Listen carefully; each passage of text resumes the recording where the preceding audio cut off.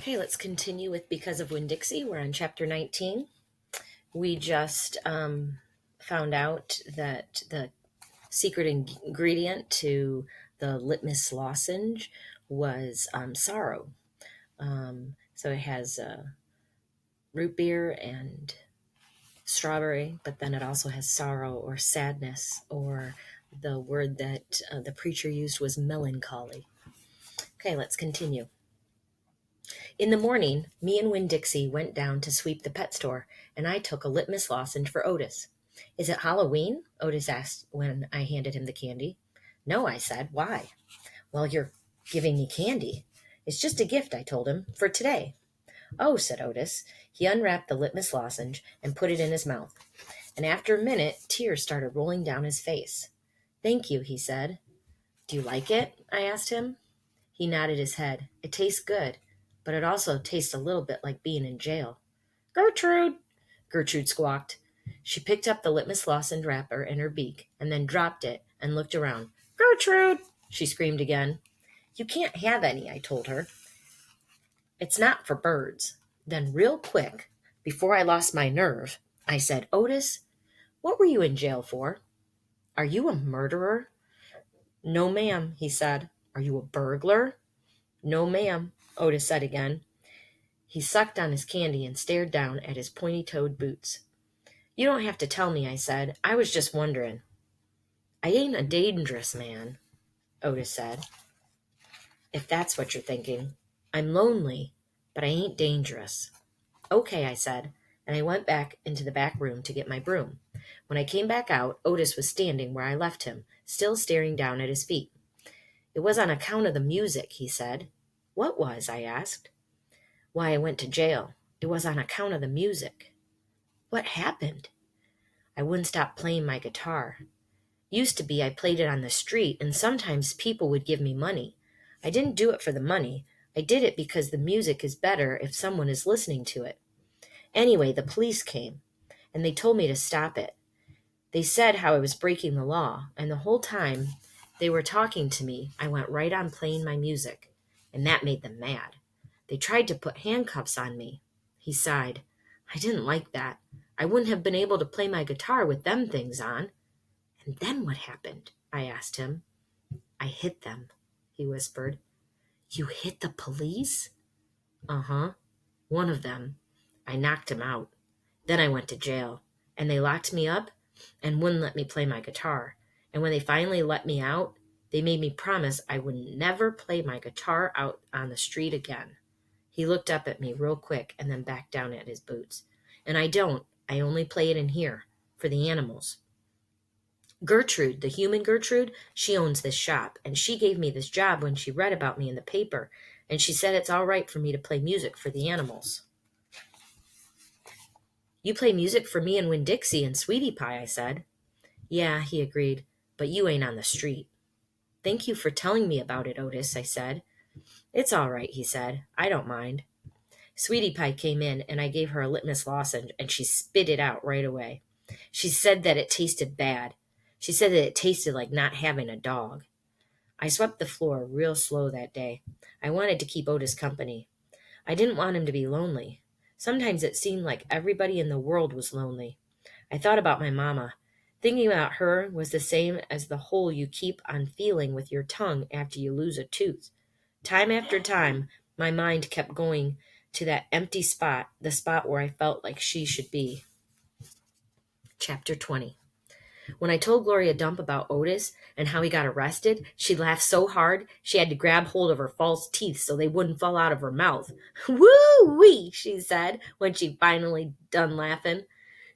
That sure is some dangerous criminal. He's a lonely man, I told her. He just wants to play his music for somebody. Gloria wiped her eyes with the hem of her dress. I know it, sugar, she said, but sometimes things are so sad they get to be funny. You know what else? I said, still thinking about sad things. That girl I told you about, the pinch-faced one, Amanda? Well, her brother drowned last year. He was only 5 years old, the same age as Sweetie Pie Thomas. Gloria stopped smiling. She nodded her head. I remember hearing about that, she said. I remember hearing about a little drowned boy. That's why Amanda is so pinch-faced, I said. She misses her brother. Most likely, Gloria agreed.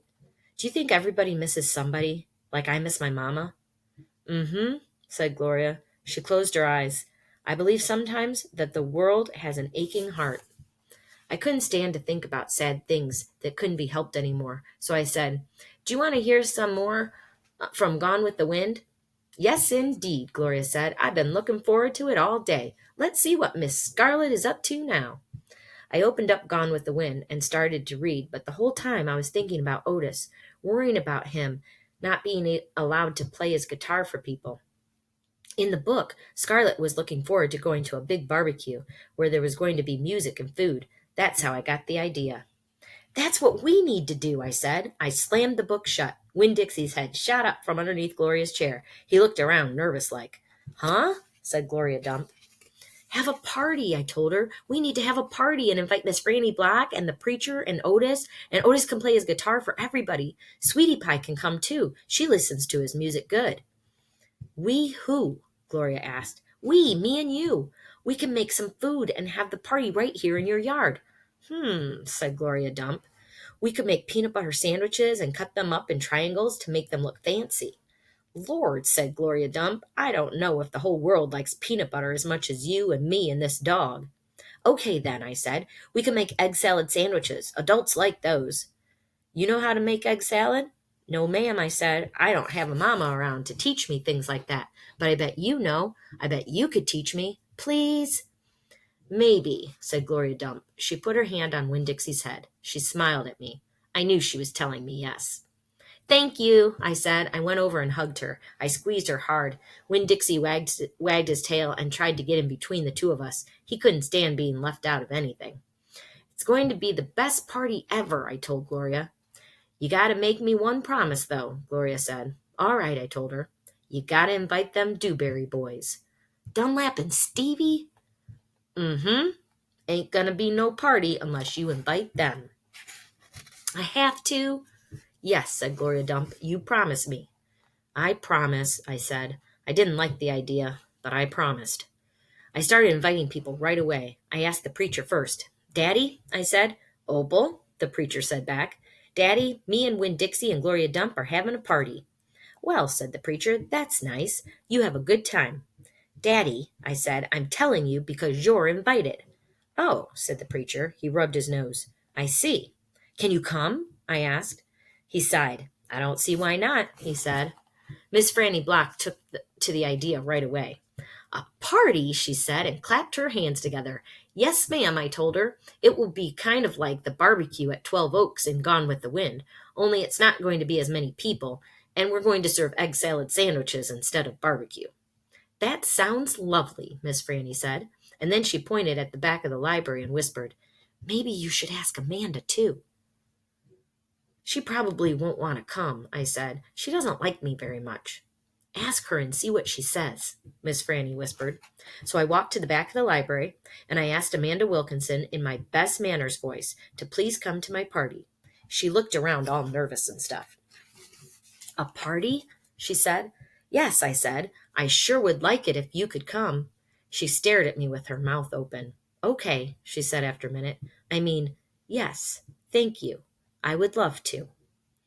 And just like I promised Gloria, I asked the Dewberry boys. I ain't going to no party at a witch's house, Stevie said. Dunlap knocked Stevie with his elbow. We'll come, he said. We will not, said Stevie. That witch might cook us up in her big old witch's pot. I don't care if you come or not, I told them. I'm just asking because I promised I would. We'll be there, said Dunlap, and he nodded at me and smiled. Sweetie Pie was very excited when I invited her. What's the theme? She asked. Well, there isn't one, I said. You got to think of a theme, she told me. She stuck her knuckle in her mouth and then pulled it back out. It ain't a party without a theme. Is this dog coming? She asked. She wrapped her arms around Winn-Dixie and squeezed him so hard that his eyes almost popped out of his head. Yes, I told her. Good, she said. You could make that the theme. It could be a dog party. I'll think about it, I told her. The last person I asked was Otis. I told him all about the party and that he was invited, and he said, No, thank you. Why not? I asked. I don't like parties, said Otis. Please, I begged. It won't be a party unless you come. I'll give you a whole free week of sweeping and arranging and dusting. If you come to the party, that's what I'll do. A whole week for free? Otis said, looking up at me. Yes, sir, I told him. But I don't have to talk to people, right? No, sir, I said. You don't. But bring your guitar. Maybe you could play some music. Maybe, said Otis. He looked down at his boots again real quick, trying to hide his smile. Thank you, I told him. Thank you for deciding to come. Okay, that's the end of chapter 20. So now we have a party that we're looking forward to, so we'll have to see what happens with that. Okay, we'll see you next week. Bye.